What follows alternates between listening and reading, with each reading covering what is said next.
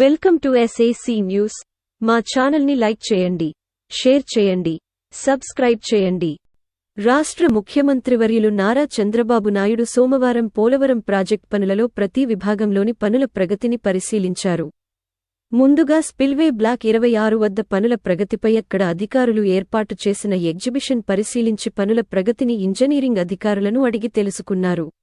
అనంతరం power house down stream, up స్ట్రీమ్లలో జరుగుతున్న పనులను పరిశీలించారు.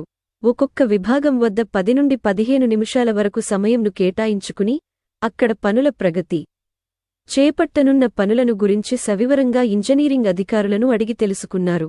ముఖ్యమంత్రి వెంట ఇరిగేషన్ శాఖ మంత్రి డాక్టర్ నిమ్మల రామానాయుడు, రాష్ట్ర మంత్రులు కందుల దుర్గేష్, కొలుసు పార్థసారథి, వంగలపూడి అనిత, శాసనసభ్యులు బుచ్చయ్య చౌదరి, చింతమనేని ప్రభాకర్, చిర్రి బాలరాజు, బడేటి రాధాకృష్ణయ్య, చంటి, చింతమనేని ప్రభాకర్, పత్సమట్ల ధర్మరాజు, బొలిశెట్టి శ్రీనివాస్, జిల్లా collector Y. Prasanna Venkatesh, SPD Mary Prashanti, joint collector B. Lavanya Veni, RDO Addayya పాల్గొన్నారు.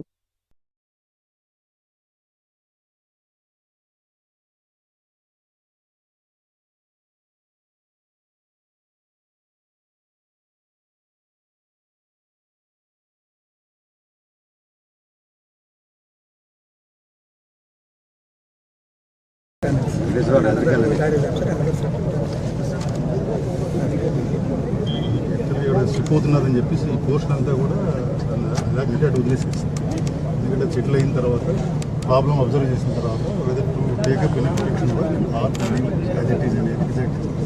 అందుకని ఇక్కడ అంతా తగ్గుతుంటే ఇంకా స్లిప్ అయిపోతుంది. అంటే ఇప్పటికీ 3 సీజన్స్ అయింది. 2-3 years దీన్ని తీసుకొని హైయర్ లెవెల్లో తీసుకొని అక్కడికి పురుషోత్తమ ఏంటంటే వైకుంఠపురం చేసుకోవడం కంటే ఇక్కడి నుంచే లిఫ్ట్ పెట్టి అది అప్రోప్రియేట్ పాయింట్ అక్కడి నుంచి చేసుకోవడమా కాబట్టి ప్యారల్ కెనాల్ కొడుతుంది. ప్యారల్ కెనాల్ కొట్టినా మళ్ళీ ఇదే పరిస్థితి పోతే వాటర్ పోతుంది. లెవెల్స్ పర్మిట్ చేస్తే లాస్ట్ ఈ కెనాల్ పర్మిట్